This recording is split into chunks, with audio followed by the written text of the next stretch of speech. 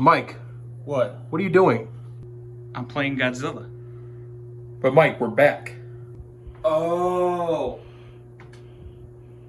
What's going on, guys? I'm Brian, I'm Mike. and we are officially back, baby. Oh, yeah. And we are starting off on a big one. And when I say big, I mean literally big, because we are talking about Godzilla 2014. There it is. So, it stars Bryan Cranston, Aaron Taylor Johnson, what is her name? Elizabeth Olsen. And Ken Watanabe. They have fights, obviously, made huge money, obviously made Enough money to get a sequel. Yeah, made enough money to get a sequel. And a spin-off with Kong, and now they're coming up with Kong versus Godzilla, since when we're filming this, we are officially 16 days away. 16 days. 16 days away from Godzilla versus Kong. No? Yes. Yeah, 17 days. Something like that. I can't do math right now. Half of a month. Yes, half of a month. Because that comes out on March 31st, and of course we are bringing that to you for a review. And first, talking about the very first Godzilla since 1998 to be produced in America. America. They play a trick on us early. As Bryan Cranston, who has gone crazy, he used to work in Japan with his son and his wife. His wife got destroyed. By the way, spoiler alert before you keep going. What just gets obliterated? His wife gets destroyed. He goes crazy. His son is in the military, because I guess that's what just what happens. What you do? And they awake something, and you're thinking, "Oh, this is Godzilla." But why is he not in the water? Why is he in the ground? It's not Godzilla. It's a giant cockroach-looking thing. Called the Muto, massive unidentified terrestrial organism. Right.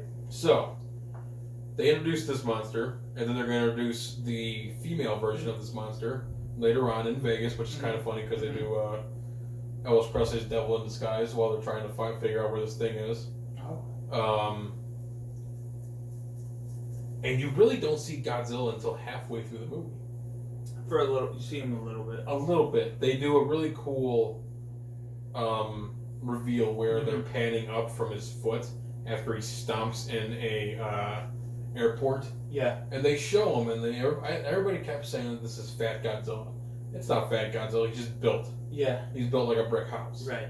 The only reason why the other Godzillas didn't look fat is because they were all men in suits. Yeah. And then the TriStar one was an iguana. An iguana. Yeah, that's true. Looked more like a raptor than Godzilla. Yeah. So every time that you see Godzilla, because I think they actually said how long he's in the movie, and it's literally like around 7 to 9 minutes of Godzilla in this whole movie. Jeez. And this is like a 2-hour long movie. Yeah.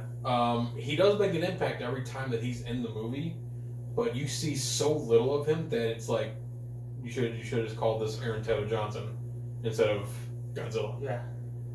So Aaron Taylor Johnson and Elizabeth Olsen. Yeah. No Godzilla. And maybe a little bit of Bryan Cranston. With a cameo by Godzilla. Yeah. So you do get the main Godzilla things. He does fight. He does destroy things, even though most of the time he's doing it accidentally. Yep. My bad. Because I remember there's this one part where he gets attacked near the San Francisco Bay Bridge, whatever I think it's the Golden Gate Bridge. Yeah. And he's just getting shot with missiles because they're just like, oh, well, this is a giant monster that's shooting with missiles, and he just runs through the bridge and possibly kills thousands of people. The kids get away though. Things happen. The kids are good. Things happen. Aaron Taylor Johnson is supposed to be the hero in this when nobody wants to watch him do anything. Walk around the jungle for 45 minutes. It's not even a jungle. It's a concrete. It's like a forest. It's like a forest that he's in. Because there's a bridge, and they're under the bridge in a forest. Oh yeah. Yeah. They do that, but they're mostly in San Francisco for most of this thing. Because the Mutos are trying to mate, and you get to see weird. You get to see these things make out a little bit. It's weird. Gross. There's millions of little Muto babies and running around. They blow them up, which is kind of cool. This movie has some really good things in it.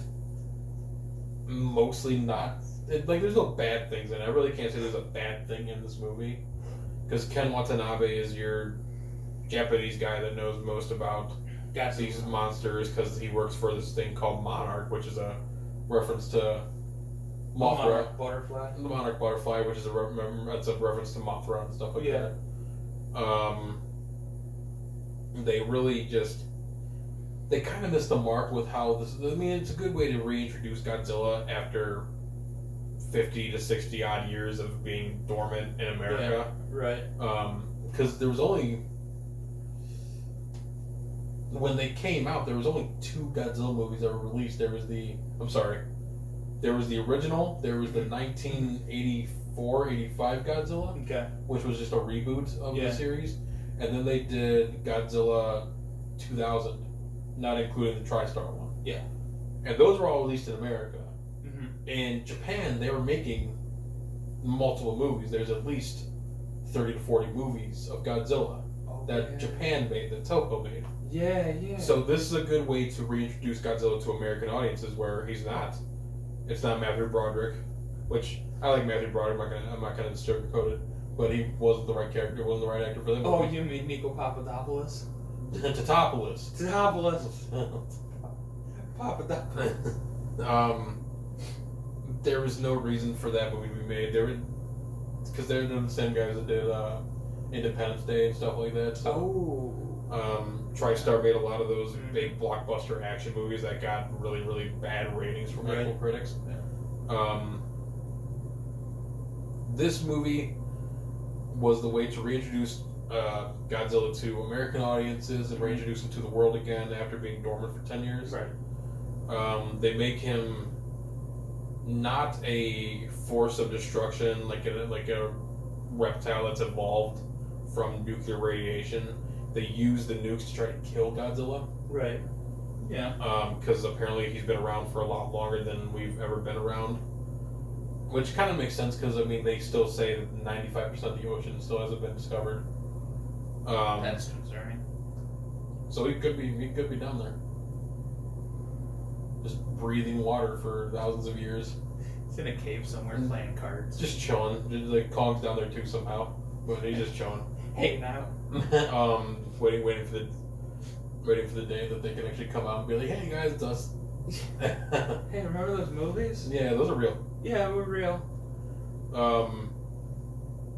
So they have the fire blast in there. They have the cool fights. Literally grabbing one of the Mutos and fire breathes down her throat. Opens his mouth up like just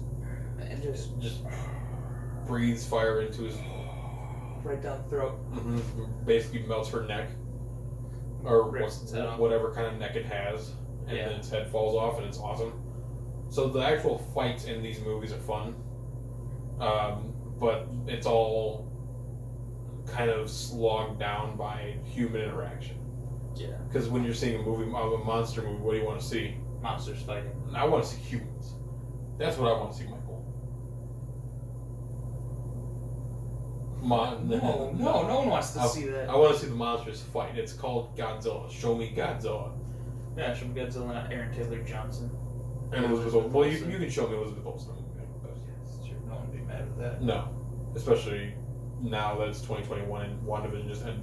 So good. Watch her previous video for that, by the way.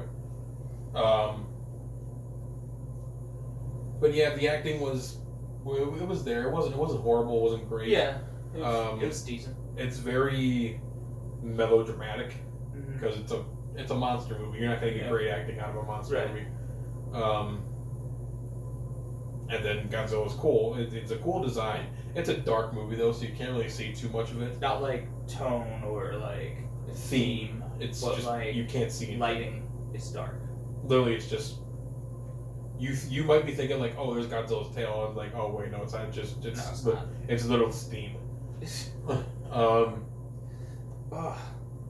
So overall, I'd say this movie, I'd probably give it around a 6. Not the greatest movie. It's still fun to watch. I love Godzilla, so I'm not going to hate this movie. Yeah. Give it a 7. Yeah. For visuals and monster design. The sound effects are cool. Sound effects cool too. Sound effects are dope. This is probably my favorite Godzilla roar out of all the roars. Because it sounds like an actual monster. It sounds like an actual animal. It doesn't sound like the original one sounded really good, but they were all kind of like in that same vein of Godzilla's roars. Right. This one is, holy crap! This thing has giant lungs, and if it breathes on me, I'm gonna die. Right. Like not even as fire, but just breathes on me, I'm gonna die. Yeah. Yeah. Pretty So much. that's our review. Stay tuned for next week when we go to the other king, which is King Kong, because we're going to Skull Island for Kong's Skull Island. That should talk about Elvis. No, Elvis rules all. Elvis rules all. Elvis rules all. See you guys next week. Bye.